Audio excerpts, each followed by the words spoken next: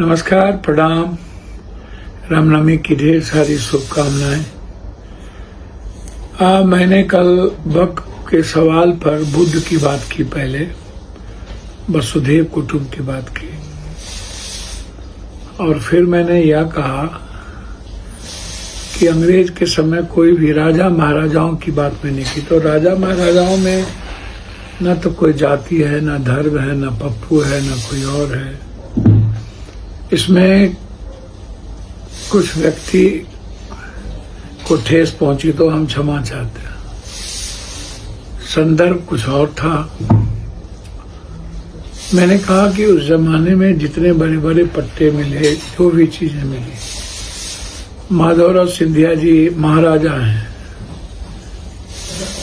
तो उनके कोई सत्कर्म या कुकर्म और सत्कर्म करके वो राजशाही में होंगे। मैंने मूलवासी आदिवासी की बात की थी कि जल जंगल जमीन पर किस ये तहजीब या संस्कृति किसकी थी।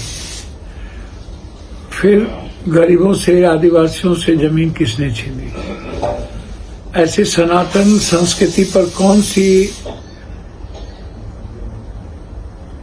विचारधारा बड़ी हो गई कि बौद्ध धर्म के विचार इस दुनिया में आए।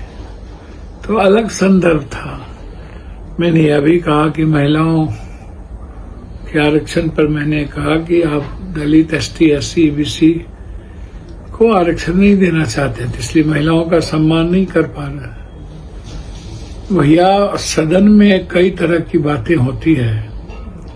मुझे समझ में नहीं आता है कि आप लोग इतने उतावले क्यों हो जाते हैं। आप बहुत ताकतवर लोग हैं आप लोग।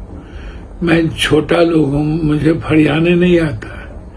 हम एक बार रिश्तेदारी रिश्ता बनाते हैं। और फिर एक बात मैं कहना चाहूंगा, राजपूत समाज के लोग हों, चाहे जाट हो, गुजर हो, यादव हो या हीर हो, मैं इस बीच में भी कहूँ कि शिवाजी प्रताप की माँ यादव है, ये इतिहास कहता है। उसमें ही कोई एक ऐसी जाति है जो पिता है। तो जात का तो कुछ पता उस संदर्भ में था नहीं। कृष्ण के काल में भी जात नहीं थी। तो जात यदि कहें भी, तो जो लोग अलग अलग अपने को समझते हैं, मैं तो नहीं समझता हूँ। मैं तो एक परिवार ही समझता हूँ। मेरे किसी भी बड़े भाई को मत ठेस पहुंचाओ। और हम फरियाने की बात तो करते ही नहीं है, न करेंगे। हमारे यहाँ परिवार के तरह तो क्या फरियाना है। अर्जुन की शादी सुभद्रा से और कृष्ण की बहन से भी, और कृष्ण की शादी अर्जुन की बहन से भी। तो वंशज और खानदान तो शुरू से है। आप उठा के देखिएगा तो हम लोग एक हैं।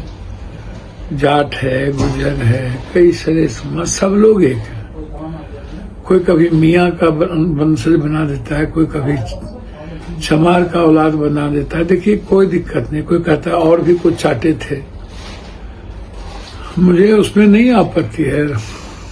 मुजफ्फरपुर के एक साथी ने लिखा, देखिए 9000 बीघा जमीन हमको था, छरदादा छरदादा छरदादा कहाँ से उनको मिली, क्या अंग्रेज से वो लोग लड़े थे, आप पता कर लेने में क्या दिक्कत है। उस वक्त जब मथुरा से हम लोग बांका भर को आए थे, वहां बड़ी लड़ाई हुई थी अंग्रेज से। कई अंग्रेजों का कत्ल करके तब हम लोग कामत पर आए थे।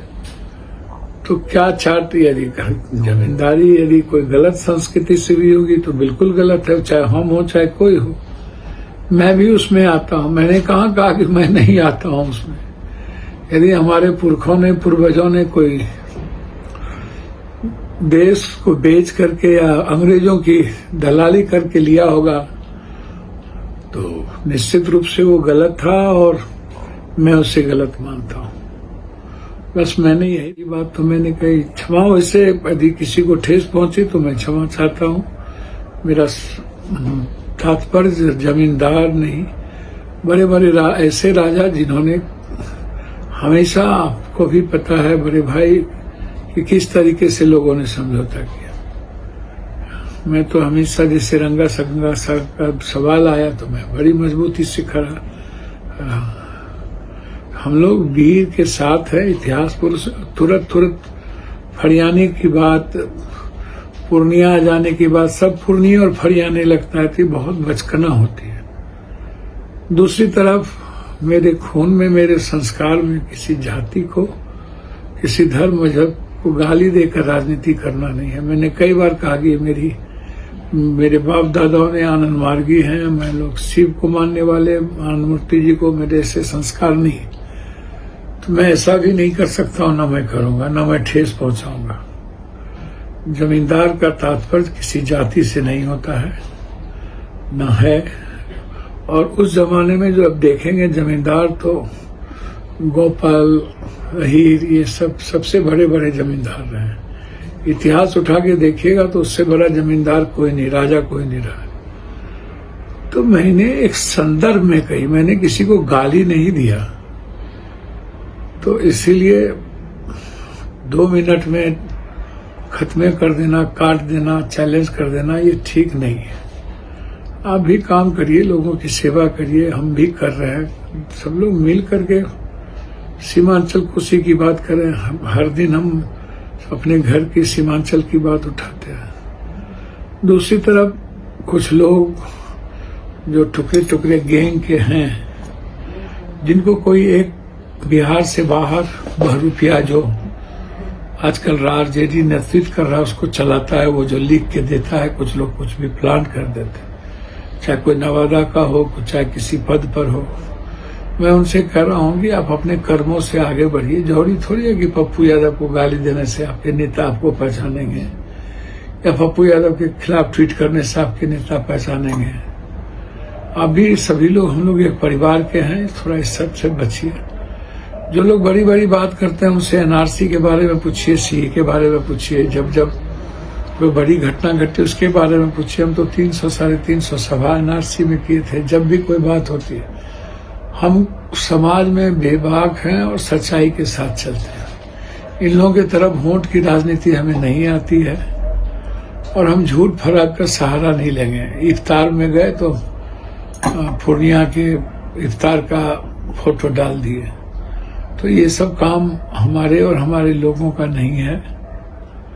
मैं बार बार कहता हूं कि लालू यादव जी लोह पुरुष हैं। कर्पूरी ठाकुर और जगदेव बाबू के बाद लालू यादव जी बिल्कुल चट्टानी एकता के। अब लालू यादव कोई नहीं हो सकता तो नहीं हो सकता, इसमें क्या दिक्कत।